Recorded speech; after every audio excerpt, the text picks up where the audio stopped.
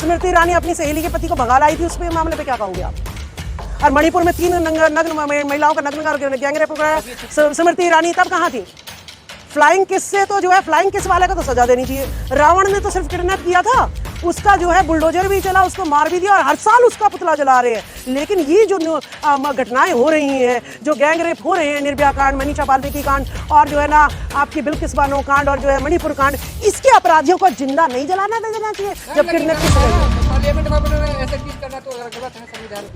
नहीं। हमें जो है हमें से सबसे बड़ा मामला देखना है, किस करना क्या, या उसकी वो अपनी सहेली के पति को भगा लाई, हमें इस मामले में अभी नहीं पड़ना है। 50% महिलाओं को जो नग्न घुमाया गया है, 3 महिलाओं को नग्न नहीं घुमाया गया, भारत की 50% महिलाओं को आज हम नग्न अवस्था में देख रहे हैं। सबसे बड़ा मुद्दा ये है, मेरे को भटकाओ मत, ना तो हिंदू मुस्लिम में मैं भटकूंगी, ना फ्लाइंग किस में भटकूंगी, ना स्मृति ईरानी जी ने जो है अपनी सहेली का पति भगाया उसमें भटकूंगी, और ना उसकी बेटी जो है शराब घोटाले में जो है पकड़ी गई और उसको बचा लिया गया।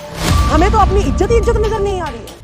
हमें तो ये नजर आ रहा है कि कल मणिपुर के साथ, पहले यूपी में, आज मणिपुर में, कल जो है हमारे घर तक भी आग आएगी। और मैं अपनी बेटी को या मैं खुद जब अपने माँ बाप अपने भाई बहनों के सामने नग्न होकर घूमूंगी तो मेरे ऊपर क्या बीतेगी। तो ये जो है हम जो है दहशत नहीं, हम बिल्कुल जो है फूलन देवी बन चुके हैं। अरे औरतें तो परोसी जाती हैं, बड़े बिजनेसमैन होते हैं उनको परोसी जाती है, नेताओं को परोसी जाती है। अब जो SC ST माइनॉरिटी के जो हमारे जो MP MLA हैं, विश्वकन्याएं उनके घर में बीवी बनी, गृह मंत्रालय संभाल रही हैं कईयों के, तो कहाँ से कोई इनका कानून बना देंगे? तो विश्वकन्याएं तो इनके राज का रास्ता है, तो कहाँ से ये महिलाओं के लिए कानून बना देंगे? महिलाओं के लिए कानून बना दिया, आदमी फिसलता किस पे? अगर दोबारा से 2024 में BJP सरकार आती है तो लिखवा के लिख लो कि जैसे वो जो पहलवान सिपाही था मणिपुर का, वो देश की रक्षा तो कर सकता है लेकिन अपनी पत्नी की रक्षा नहीं कर सकता। तो फूलन देवी के ना तो किसी पिता ने ना किसी गांव वाले ने रक्षा करी, तो ये समझ लेना घर में से निकाल के बेटियों को वही करेंगे जो स्तन टैक्स पहले स्तन ढकने को दिया जाता था, वही हाल हमारा होगा। देवदासी प्रथा होगी, 3 दिन शादी के बाद जो है घरों में रखा जाएगा। इसी मैम 2024 में जिस तरह से लाल किले पर प्राची से मोदी जी ने भाषण दिया, बोले अमृतकाल चल रहा है, क्या कहेंगे? अमृतकाल तो जो है मुझे लगता है अंबानी, अडानी, टाटा, बिरला और मोहन भागवत का चल रहा है। बाकी अमृतकाल में अमृत जो है हमारे SC ST OBC माइनॉरिटी के लिए तो कावड़ ढो, भांग पियो और मस्त रहो। तो ये 2 तरीके का अमृतकाल है, अमीरों के लिए अलग है और गरीबों के लिए अलग है। गरीब क्या करेंगे, इनकी भांग पिएंगे, भंडारे खाएंगे और इनके धर्म का प्रचार करेंगे। और अमीर क्या करेंगे, अमीर जो है यहाँ के संसाधनों को, सरकारी संपत्तियों को खरीद लेंगे और जो है ब्रांड एम्बेसडर बनेंगे। जैसे कि नीता अंबानी को आपने देखा होगा कि वो जाके जो है एम्बेसडर बन रही है भारत की संस्कृति की, जिसको भारत की संस्कृति की एम्बेसडर देखिए कौन बन रही है, जो यहाँ पर आके मंदिरों को फंडिंग करती है और बाहर जाके कहती है कि मैं बुद्ध की धरती से। क्या तो कि अगली 5 साल देंगे ना तो मतलब देश के लिए जो भी अधूरे काम सब पूरे हो जाएंगे, क्या कहेंगे? हाँ, पहले 1 फूलन देवी थी, अब 3 फूलन देवी बनाई है, तो क्या सारी बेटियों को फूलन देवी बनाने का काम है क्या उनका? अभी तो जो है कुछ लोग जो है सरकारी नौकरियां बची हुई हैं, क्या उनको भी सबको प्राइवेट कर रहा है आपने? अभी तो जो है जंगल जमीन जो है थोड़े बहुत हमारे हाथ में है, ठीक है। मणिपुर की तरह क्या जो है आप जो है सारे राज्यों को जलवा के वो भी हमसे छीनना चाहते हैं, तो ये आपके बचे हुए हैं थोड़े बहुत। रोजगार मिल रहा है, हर युवा खुश है, हर युवा खुश है।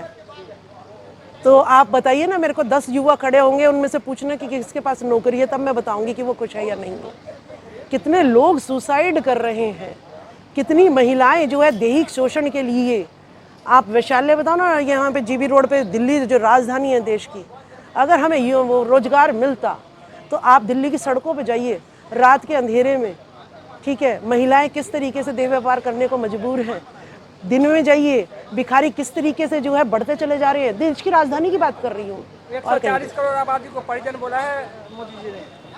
140 करोड़ को परिजन नहीं बोला है, उसने ये कहा है कि भाई 140 करोड़ में 140 जो है ना मेरे करोड़ परिजन हैं, जिसमें से 90% सेवक हैं और 10% मेरे अपने खुद के रिश्तेदार हैं। तो 10% उनके खुद के घर वाले, हम तो सेवक जन हैं उनके, तो परिवार में तो आते ही हैं। भाई जो काम कर रहा है मेरे घर में वो भी तो हमारे साथ मिलके खाना खाता है, हम उसकी थोड़ी जो है अगर चोट लग जाती है तो उसकी वो करते हैं, तो परिवार का एक मेंबर बन जाता है। बहन जी, ये है कि अभी आपने देश के हालात पे बात करी कि राजधानी में महिलाओं की ये दुर्दशा है। क्या सरकार की जिम्मेदारी नहीं बनती? संविधान में पूरे अधिकार हैं, बावजूद उसके दुनिया की आधी आबादी, इंडिया की आधी आबादी के लिए प्रोटेक्शन की, उसके आर्थिक व्यवस्था की सरकार की कहीं जिम्मेदारी बनती है, नहीं बनती? और नहीं बनती तो ये सत्ता में टिके हुए हैं, कैसे टिके हुए हैं? देखिए इस देश में जो है जो ब्राह्मणवादी व्यवस्था है उसमें जो है ब्राह्मण सबसे ऊपर है, क्षत्रिय, वैश्य, शूद्र। महिलाएं तो जो है इन्होंने महिलाओं को तो कहीं उस पर रखा ही नहीं। शूद्रों से ज़्यादा बदतर हालत जो है महिलाओं की है इस देश में।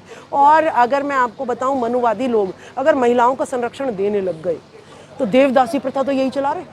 कर्नाटक में तो अभी भी चल रही है। हाँ, नहीं बंगाल में नहीं चल रही क्या? जी। दिल्ली में नहीं चल रही क्या? रात को होटलों में नहीं चल रही क्या? इनके अधिकतर जो MP MLAs हैं क्या उनके बिस्तरों पर रोज नहीं चल रही क्या? ठीक है, तो वो जो है महिलाओं को प्रोटेक्शन दे देंगे तो इनकी अय्याशियाँ कहाँ से होंगी? तो महिलाओं को तो ये प्रोटेक्शन दे नहीं सकते। महिलाएं तो आज भी जो है मनोरंजन का साधन है। तो मतलब महिलाओं को मजबूत बनाने के नियति में नहीं है वर्तमान सरकार, या अगर नियति में होती तो 3 महिलाओं को नग्न घुमाया जाता क्या देश में? ये नियति दिख रही है। पहले एक फूलन देवी थी, आज 3 का नग्न घुमाया जा रहा है। तो इनकी नियति दिख रही है, तभी बढ़ोतरी हो रही है। इनकी नियति नहीं है, इनकी नियति ये है कि ब्रिजभूषण हजारों लड़कियों को छेड़कर भी प्रधानमंत्री के पीछे बैठा है, तो इनकी नीति दिख रही है, तब भी नियति दिख रही है तुम्हारी। तो ऐसी नियति का हमें नहीं चाहिए ऐसे, ठीक है ना? हमें ऐसे नहीं चाहिए। नीति और नियति दोनों सही है।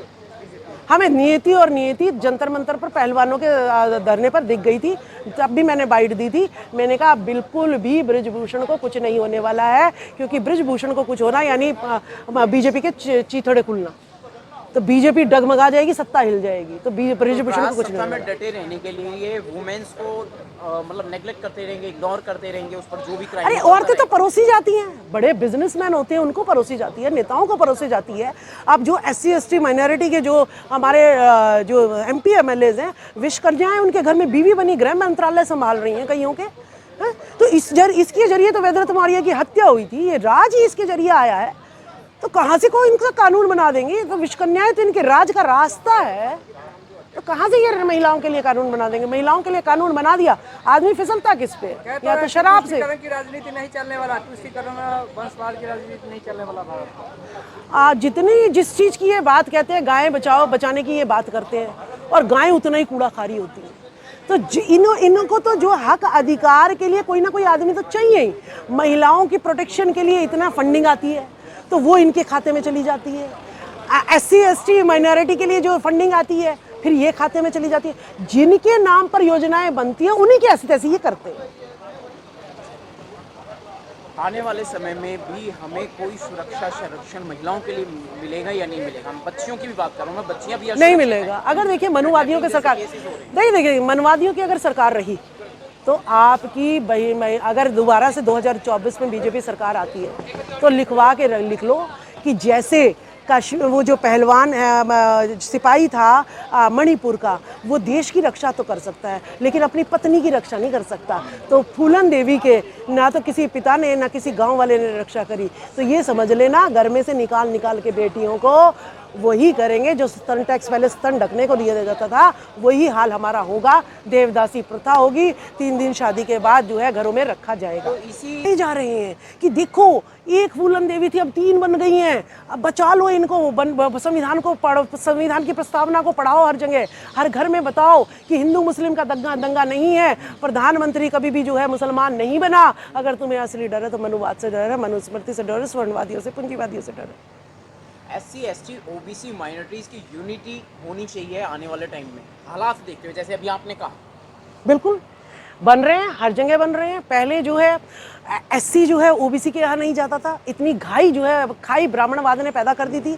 लेकिन अब आप देख रहे होंगे कि SC ST OBC माइनॉरिटी मिल के सारी मीटिंगों में बैठ रहे हैं, ठीक है। हर जो है अंतरजातीय विवाह जो है अब हो रहा है, मंचों का साझीकरण हो रहा है। राजधानी में ये नजर आ रहा है, क्या गांवों में भी इस तरह के कैडर चल रही हैं जैसा आप कह रही हैं, यूनिटी की बातें चल रही हैं? बिल्कुल बिल्कुल कैडर चल रहे हैं और लोग अब सरकारी नौकरियां छोड़कर इसको कैडराइज कर रहे हैं। क्योंकि पहले मैं ग्वालियर में गई थी, ग्वालियर का युवा भी अपने हक मांग रहा है।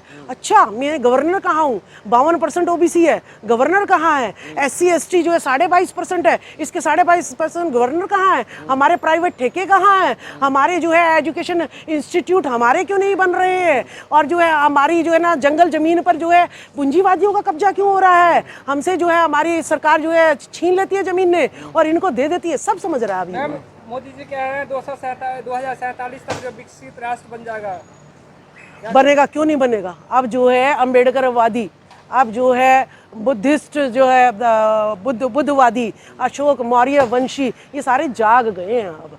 ठीक है, महाशक्तिशाली बनने जा रहे हैं। बनेगा। अब युवा जाग गया इस देश का, इस देश की महिलाएं जागने लग गई। जब युवा और महिलाएं जिस देश की जागने लग जाए, उस देश को शक्तिशाली बनाने से कोई नहीं रख सकता। मोदी जी ये कह रहे हैं कि मुझे दिख रहा है अब हमारा राज और नहीं चलेगा, अब मोहन भागवत का और राज नहीं चलेगा, मनुस्मृति का और राज नहीं चलेगा। बाबा साहब भीमराव अम्बेडकर ने भी कहा था 21वीं सदी SC ST OBC माइनॉरिटी की है। तो वो बाबा साहब की भविष्यवाणी को ही बता रहे हैं कि जिस तरीके से इनकी महिलाएं खुल खुल के आ रही हैं, खुल खुल के बातें रख रही हैं, सावित्रीबाई, झलकारी बाई, फूलन देवी इनमें नजर आ रहा है, तो इस देश को विकसित करने से कोई नहीं रोक सकता।